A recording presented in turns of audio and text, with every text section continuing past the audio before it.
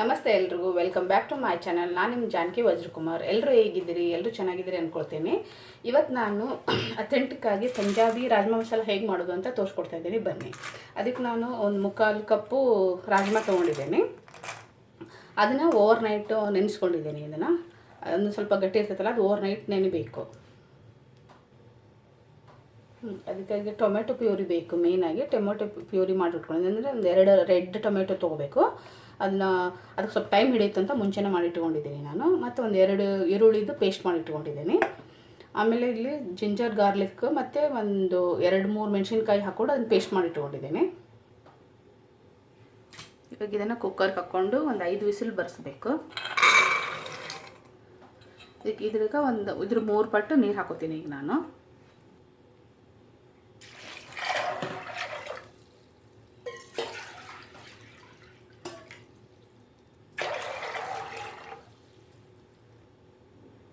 ಇದಕ್ಕೆ 1 ಸ್ಪೂನ್ ನಾನು ಸಾಲ್ಟ್ ಹಾಕ್ಕೊಂಡಿದ್ದೀನಿ.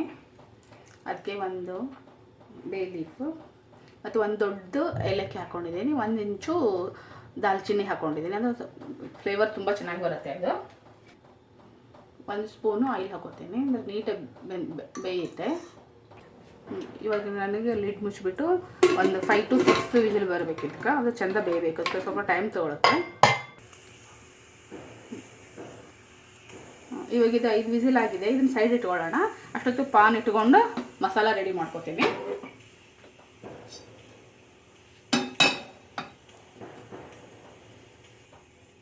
ಈಗ ಎಣ್ಣೆ ಹಾಕೋಣ.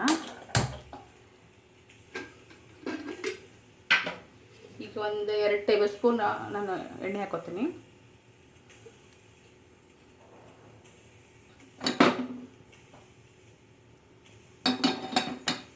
ಈಗ ಇದಕ್ಕೆ ನಾನು 1/2 ಸ್ಪೂನ್ ಜೀರಾ ಹಾಕೋತೀನಿ.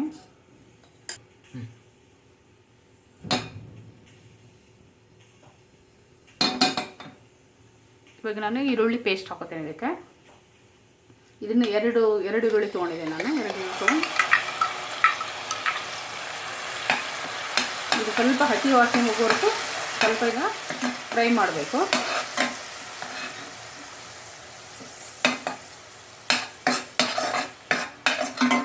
ಇನ್ನೂ ಸ್ವಲ್ಪ ಬ್ರೌನಿಷ್ ಕಲರ್ ಬರುತ್ತೆ ಇದು. ಇವಾಗ ಸ್ವಲ್ಪ ಕಲರ್ ಚೇಂಜ್ ಆಗಿದೆ, ಇನ್ನೂ ಆಗಬೇಕು. ಈಗ ಜಿಂಜರ್ ಗಾರ್ಲಿಕ್ ಮತ್ತು ಇದಕ್ಕೆ ನಾನು 1-2 ಮೆಣಸಿನ್ಕಾಯಿ ಸೇರಿಸ್ಬಿಟ್ಟು ಪೇಸ್ಟ್ ಮಾಡ್ಕೊಂಡಿದ್ದೀನಿ. ಅದು ಹಾಕ್ಕೊಂಡಿದ್ದೀನಿ. ಎಲ್ಲ ಆದಷ್ಟು ನಾನು ಯಾವುದನ್ನು ರೆಡಿಮೇಡ್ ಯೂಸ್ ಮಾಡಲ್ಲ, ಎಲ್ಲ ಮನೇಲೇ ರೆಡಿ ಮಾಡ್ಕೊತೀನಿ ನಾನು. ನೀವು ಆದಷ್ಟು ಮನೆಯಲ್ಲೇ ಎಲ್ಲ ರೆಡಿ ಮಾಡ್ಕೊಳ್ಳಿ. ಅದು ಸುಮ್ಮನೆ ಪ್ಯಾಕೆಟು ರೆಡಿಮೇಡ್ ತೊಗೊಂಬಂದುಬಿಟ್ರೆ ಪ್ರಿಸರ್ವೇಟಿವ್ ಯೂಸ್ ಮಾಡಿರ್ತಾರೆ, ಫ್ಲೇವರಿಂಗ್ ಆರ್ಟಿಫಿಷಿಯಲ್ ಫ್ಲೇವರ್ ಯೂಸ್ ಮಾಡಿರ್ತಾರೆ, ಆರ್ಟಿಫಿಷಿಯಲ್ ಕಲರ್ ಯೂಸ್ ಮಾಡಿರ್ತಾರೆ. ಅದು ಯಾವುದು ಹೆಲ್ತಿಗೆ ಒಳ್ಳೆಯದಲ್ಲ. ಇವಾಗ ಇದು ಸ್ವಲ್ಪ ಕಲರ್ ಚೇಂಜ್ ಆಗ್ತಾಯಿದೆ.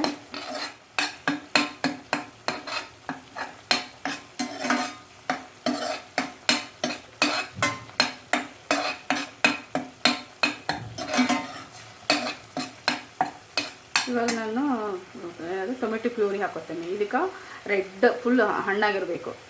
ಅದನ್ನು 2 ತೊಗೊಂಡು ಪೇಸ್ಟ್ ಮಾಡ್ಕೊಂಡಿದ್ದೀನಿ. ಇದನ್ನು ಕೂಡ ನೀವು ಯಾವುದೂ ರೆಡಿಮೇಡ್ ತೊಗೋಬೇಡಿ. ಇಲ್ಲ ನೀವೇ ಒಂದು 2 ನಿಮಿಷದಲ್ಲಿ ಆಗಿಬಿಡುತ್ತೆ ಅದು.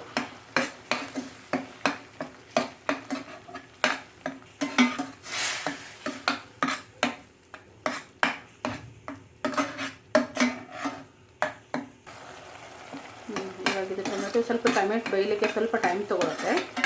ಅಲ್ಲಿ ಒಂದು ಸ್ವಲ್ಪ 1-2 ನಿಮಿಷ ಇದು ಬೇಯ್ಕೊಳ್ಳಿ. ಅಲ್ಲಿವರೆಗೂ ಲಿಡ್ ಮುಚ್ಚಿಟ್ಟಿರೋಣ. ಇವಾಗ ಈಗ ನಾನು 1/2 ಸ್ಪೂನು ಅರಿಶಿನ ಪುಡಿ ಹಾಕ್ಕೊಂಡಿದ್ದೀನಿ. ಮತ್ತು ಇದು ಅರ್ಧ ಟೀ ಸ್ಪೂನು ಗರಂ ಮಸಾಲೆ. ನಾನು ಅವತ್ತು ರೆಸಿಪಿ ತೋರಿಸಿದ್ನಲ್ಲ, ಅದೇ ಹೋಮ್ ಮೇಡ್ ಗರಂ ಮಸಾಲೆ ಇದು. 2 ಸ್ಪೂನು ಧನಿಯಾ ಪೌಡರ್,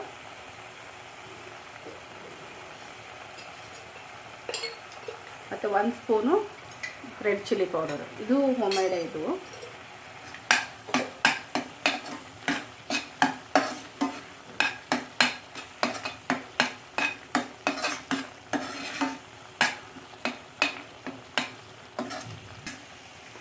ಇವಾಗ 1/2 ಸ್ಪೂನು ಪೆಪ್ಪರ್ ಪೌಡರ್ ಹಾಕಬೇಕು. 1 ಟೀ ಸ್ಪೂನು ಜೀರಾ ಪೌಡರ್. ಇದು ಎಲ್ಲನೂ ಹೋಮ್ ಮೇಡೇ ಇದು.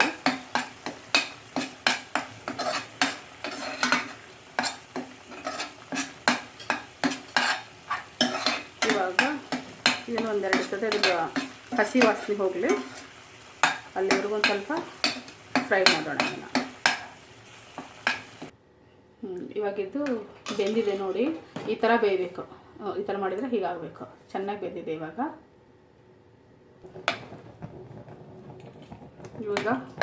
ಈಗ ನಾನು ಬೇಯಿಸ್ಕೊಂಡು ಇಟ್ಕೊಂಡಿದ್ದೀನಲ್ಲ ರಾಜ್ಮಾ, ಅದನ್ನು ಹಾಕ್ಕೊಳ್ತೀನಿ.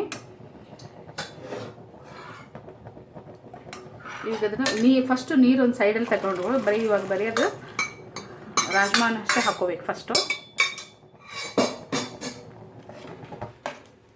ಚೆನ್ನಾಗಿ ಮಿಕ್ಸ್ ಕೊಡಬೇಕು.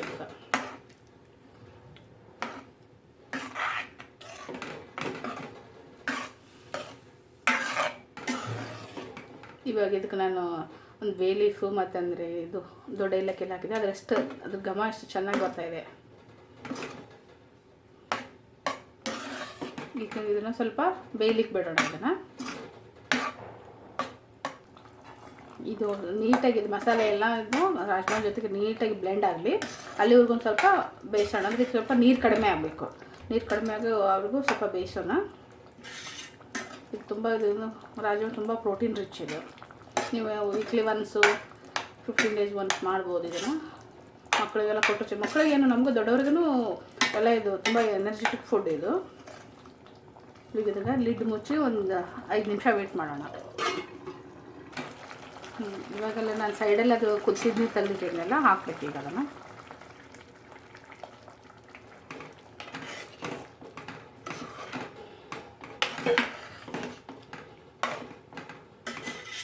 ಇದನ್ನು ಚೆಂದ ನೀಟಾಗಿ ಇನ್ನೂ ಸ್ವಲ್ಪ ಕುದಿಬೇಕು.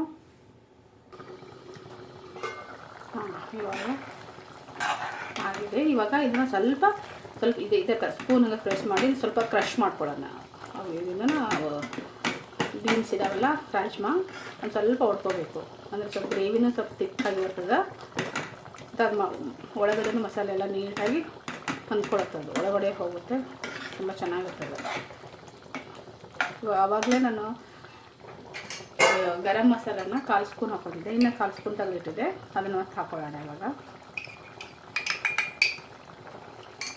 ಆವಾಗಲೇ ನಾನು ರಾಜ್ಮಾ ಬೇಯಿಸಿ ಇಟ್ಕೊಳ್ಳೋವಾಗ 1 ಸ್ಪೂನು ಉಪ್ಪು ಹಾಕ್ಕೊಂಡಿದ್ದೆ. ಇವಾಗ ಸ್ವಲ್ಪ ಟೇಸ್ಟ್ ನೋಡ್ಕೊಂಡು ಇನ್ನೂ ಸ್ವಲ್ಪ ಎಷ್ಟು ಬೇಕೋ ಅಷ್ಟು ಹಾಕ್ಕೊಳ್ಬೇಕು.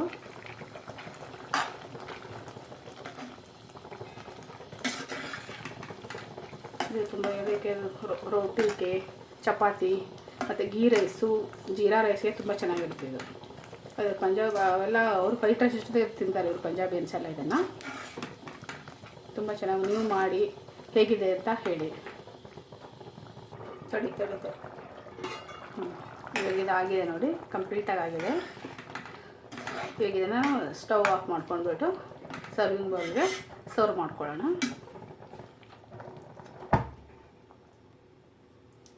ನೀವು ಮನೇಲಿ ಮಾಡಿ ಹೇಗಿದೆ ಅಂತ ಕಮೆಂಟ್ ಮಾಡಿ. ಇದೇ ಥರ ನನ್ನ ಚಾನಲ್ಗೆ ಸಪೋರ್ಟ್ ಮಾಡ್ತಾ ಇರಿ. ಲೈಕ್ ಮಾಡಿ, ಶೇರ್ ಮಾಡಿ, ಸಬ್ಸ್ಕ್ರೈಬ್ ಮಾಡಿ. ಮತ್ತೆ ಸಿಗೋಣ ಮುಂದಿನ ವಿಡಿಯೋದಲ್ಲಿ. ಬಾಯ್.